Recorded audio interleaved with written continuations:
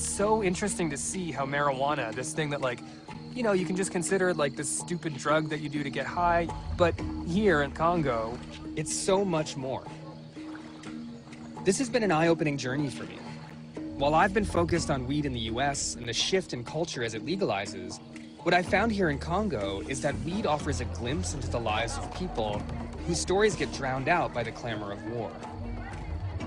In this war-torn country where people are cut out of the immense wealth generated by resources like gold, weed is sort of a democratic natural resource, growing through the cracks of a broken society.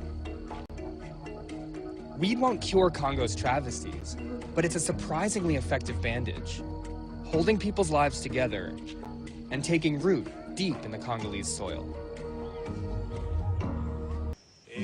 Ngewe uko ndihinga ntubari habarimwe nge sindimo ndarihinga ku hejuru y'ubukene ubwo rero bwa amafaranga gagatuma tunezerwa mbese tukaba twagira n'imbaraga yo guhingira indi hejuru uko ari cyo tuboneraho nk'umunyu y'indesi sabuni hariya nkiri kote ryanjye ntarifuze ubwo ngubwo babiguze nafurira ikote ryanje niyo mpamvu dukora ibi ngibi kugira ngo turebe ko twabona ho iryo faranga twaba tunaribonye kandi umwana yambaye nk'ubusa nkamugurira agashati.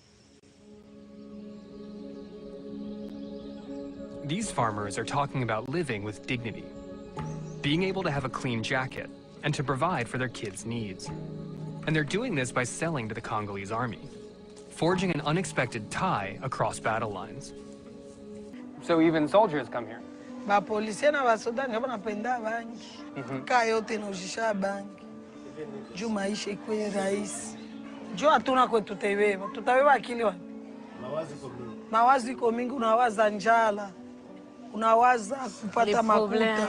Probleme ziko mingi, bayatima biko mingi, baveve biko mingi, basilibatere biko mingi. Oui.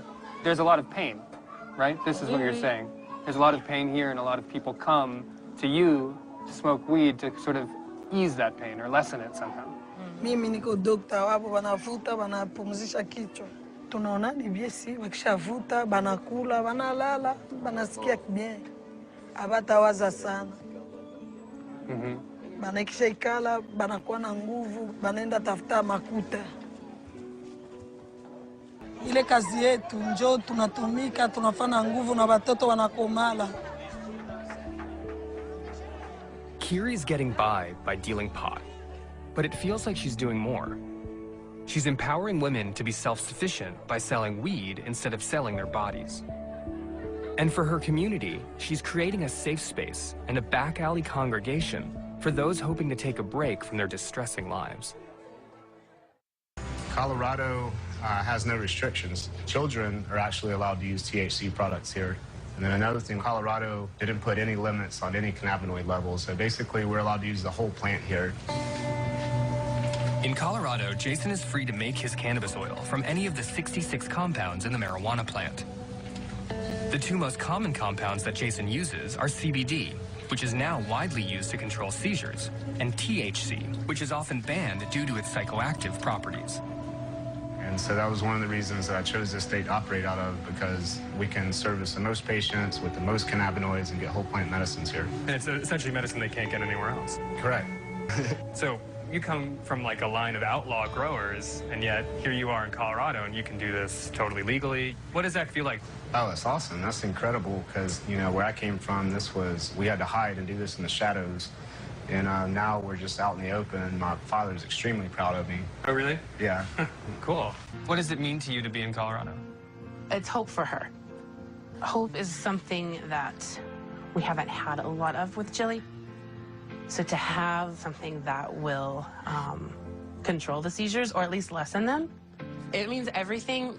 We're looking forward to what's ahead for her. This knowledge isn't passed through the medical establishment, it's passed through social networks or networks of people who know about it. So do you guys sort of feel like responsible in a way to be kind of a hub or a node? We're part of what we call the cannabis community, and it's not just us. It's a nationwide effort. We're just a cell of the whole, you know, and the whole community is working together, and We're like seeds, man. We're growing, just like the we plant all have we to grow. work together to get to where we want to be and get the same thing. And why is it that you need so much THC? Like, why isn't it just like a little bit? When you blast your body with THC and it kind of puts the cells back into their dormant state and they can't produce any more cancer. You know, your body's not the environment for cancer to thrive, and that's what THC does for your body, and it's so... Right. Yeah. To the question, does weed actually cure cancer? The answer is maybe. The families I met are testing this stuff on themselves, and perhaps in years to come, clinical trials will back them up. Or not. But in a way, that doesn't really matter. Sure, long-term effects on young brains is a concern, but when you're living day to day and year by year, there is no long-term. Just here and now. Most people were taught that marijuana was bad, and that's it. It helps people. You need to be able to take your medicine and not make it illegal just because someone else doesn't like it. And do you think if you guys hadn't come to Colorado, you'd be able to be in this position? I would be in Illinois 6 feet under by this time if I hadn't come out here.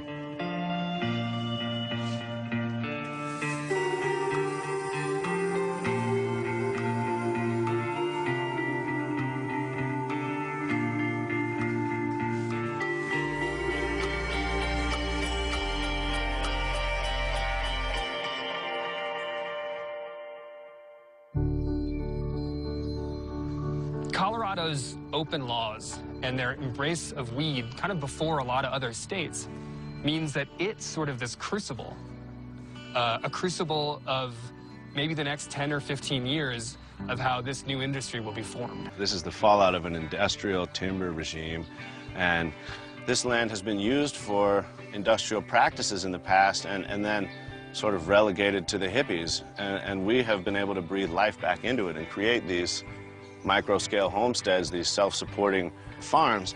We didn't do this because it was a job. We did it because it was a way of life, and cannabis was part of that.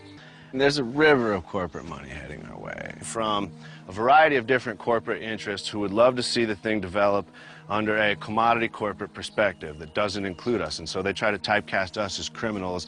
And so to be able to represent myself and say, I'm not some nameless, faceless criminal. I'm me. This is what I do, and cannabis is part of it, and it should be allowed to be, changes the dynamic. I think, you know, that we all have to take that step to join the co-op and work together. We can't all just, you know, hide and do our own thing if we want to survive. The thing is, we keep telling our story. That's the whole point. This is, you know, families. This is, you know, lots of people who are just making a simple living, which is like the American dream, the family farm, with an honest product, really. They call it criminal, but we know it's the most honest product you can produce because it's beautiful, it's healing, and it's magic. If, say, in Fresno, Merced, Central Valley, they put up these huge greenhouses and they're growing thousands and thousands of plants, yeah, that could take our market away. It's up to us to promote our product, saying that this is pure, it's organic, it's grown in the sun, and it's the finest that you can possibly get, and it has spirit. And if you're going to industrialize something, you're going to take the spirit out. Who do you want to grow your cannabis, and how you want them to grow it? You look like the kind of person I'd want to grow my cannabis. Well, I'm very happy to do that for you. I don't think that big marijuana is a bad thing. I think that big marijuana, done the way that every other big industry in this country has been done, is a bad thing. But we have a potential to create a new kind of industry, and that's what we need to do. Look, there's going to be a battle for the soul of this industry. It's underway already. There's going to be people who are going to try and craft it in the image of every other single American corporate industry. And the only way that that is not going to happen is that people who care about the plant and people who care about the future step up to the plate and start creating companies and start creating products and start creating brands that will be values-based propositions. What does it mean to work on a farm that's run and owned by women? I'm just super appreciative that I know that I'm in a safe spot. It's a complete change. I mean, I've never had that. Usually I've slept in my tent, but being with them, oh, I mean... You can do whatever you want. Be free, yeah. I mean, I love living in my van. And then I guess, does it feel like you've planted a seed that's kind of beginning to flower in some fashion, like as legalization happens, as there's more opportunity for women specifically to shape what the cannabis industry will be. How does that make you feel when you see that kind of coming into creation? Hopeful. I really think there's something about the fact that a lot of women getting involved is significant. It's an opportunity to shape something new, and I think women have never really had that opportunity in history before. We're actually in a position finally to bring our values and what women really represent into dreams, it. Our dreams. It's bigger than just the plant. The idea of making the weed industry gender equal isn't just sort of like a discrete small goal, but I think it's like a part of a larger struggle to create a more balanced world. And sure, it's just weed. It's just people growing a plant on the side of a mountain. It's just people making edibles. It's just products that people are consuming. But it's the thought that goes into those products. It's the intent of the people who are making this industry. They're creating their own reality.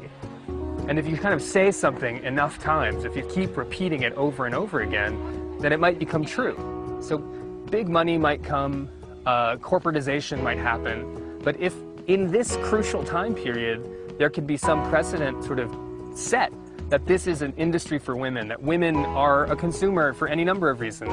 If they can get it right now, maybe that'll be a model for how to get it right in the future. The vets are protesting all over Washington, but they've saved their most vociferous ire for the VA. They are murdering veterans every day by giving these cocktails of pills. This is a solution to that problem. Like, this is safe as shit. People don't kill themselves. People don't kill other people. People don't kill their families. This is love. And this little joint right here is love. Yes, it is so beautiful how we can heal each other. Yes, it is so wonderful we're healing sisters, brother. Yes, it is so beautiful we're here to heal each other. Yeah!